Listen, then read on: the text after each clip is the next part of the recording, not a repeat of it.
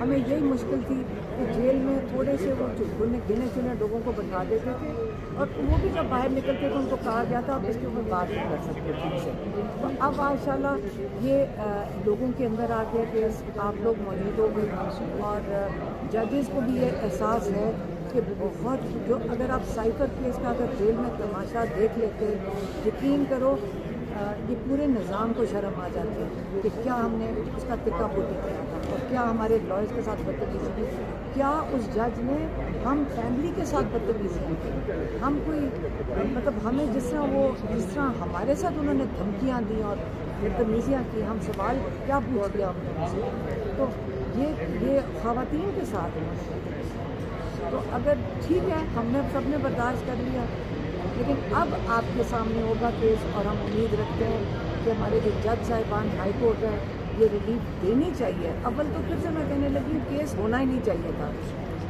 मैं कहती हूँ जुडिशरी पूरी को शर्म आ रही है कि किस किस्म का केस बनाया गया है और इससे रिलीफ तो इंशाल्लाह मिलेगा। जिस तरह जेल में आप लोगों के वकील ना होने के बावजूद भी जो है ना गुजरात में फैसला सुना दिया गया है, आज प्रोसिक्यूटर नहीं था। नहीं, वहाँ पे वकील मौजूद थे।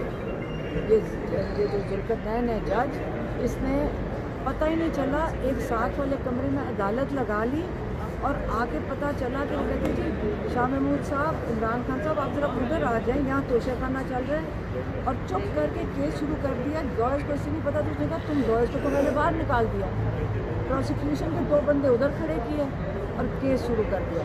और हमारे लॉयर्स को जज साहब ने बोलने ही नहीं दिया था उस छोटी सी किसी कमरे में घुस के, और रात तक फैसला उसने सुनाना था। तो ये देखें जो कुछ हो गया ना, अल्लाह ताला उनको, मैं अभी भी कहती हूँ पता नहीं उन पर क्या प्रेशर्स थे, अल्लाह उनको माफ़ करे कि उन्होंने जो जुल्म किया और जो बेइंसाफ़ी की, अल्लाह उनको माफ़ करे। मैं ये कह सकती हूँ, क्योंकि नहीं तो ये बोझ कैसे वो लेकर आगे चलेंगे, कैसे उनके ख़ानदान इस चीज़ को याद रखेंगे। खान साहब जल्द वापस आ रहे हैं। देखिए मैंने फिर से कहती हूँ कि उनको जेल में किसी को होना ही नहीं चाहिए था। ये लोग जब बैठ गए ना, ये पूरे पाकिस्तान के लिए एक लेसन है, पूरे पाकिस्तान के लिए जिस मकसद के लिए उनको बैठाया गया था, डरा धमका के मुल्क छोड़ के चले जाओ, जब वो बैठ गए हैं वो अपने लिए नहीं बैठे, वो पाकिस्तान के लिए बैठे। उन्होंने जो साइफर केस है, गद्दारी उनके साथ हुई और उन्हीं को जेल में डाल दिया। अब अपने आप कितनी दफ़ा बताना पड़ता है कि वो साइफर केस है क्या।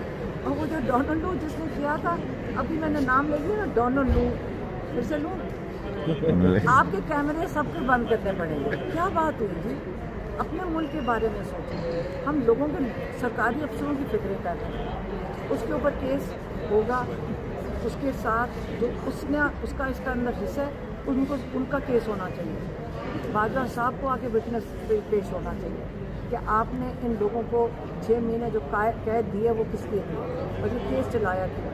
पाकिस्तान में खान साहब अगर बाहर आते हैं तो अपनी लड़ाई पार्लियामेंट में लड़ेंगे या सड़कों पर लड़ेंगे? खान साहब अगर बाहर आते हैं, वो लड़ाई तो कभी लड़ी नहीं है उन्होंने। अपना हक लेने के लिए क्या करेंगे? पाकिस्तान के लोगों को खुद अपने लिए हक मांगना चाहिए, अपने राइट्स उनको खुद मांगने चाहिए। आपको मसला मैं बता दूँ, IMF का लेटर इमरान खान ने क्या कहा, हमने भी सुना है, जो वो बता रही है हमने सुना। अब ये सोचें, ये कह रहे हैं कि स्टेट के खिलाफ साजिश हो गई। इमरान खान ने कहा है कि हमने इसलिए एग्री, फिर से सुन लिया, उन्होंने कहा हमने इसलिए एग्री किया था कि IMF की ट्रांच के साथ, उन्होंने कहा कंडीशन ये थी fair and free election, fair and free election. कहते हैं अगर ये जो हुआ है 8 फरवरी को नहीं 9 फरवरी को, तो उसके बाद तमाशा शुरू हुआ है, उससे होगा क्या।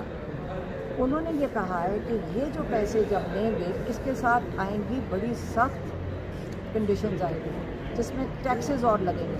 तो एक ऐसी हुकूमत, आपको पता है 16 सीटों की है, जिनको आपने चोरों के ऊपर बैठा दिया है, तो वो लोग क्या करेंगे। पूरा पाकिस्तान उनको मान नहीं रहा, लोग उनको मान नहीं रहे। अब लोगों का बिजनेस कॉन्फिडेंस आएगा नहीं, जब बिजनेस कॉन्फिडेंस नहीं आएगा क्या होगा, ये जो टैक्स लगेगा गरीब आदमी के वो पिस जाएगा। इमरान खान को फिक्र है कि लोग पिस जाएंगे। तो इसलिए फेयर एंड फ्री इलेक्शन की अगर कंडीशन नहीं मीट हो रही, तो ये इलेक्शन हमें जब तक मैंडेट, उनका काम है इसकी इन्वेस्टिगेशन करें, और जो मैंडेट है सबको पता है क्या मैंडेट है, वो वापस आना चाहिए। Thank you. Thank you.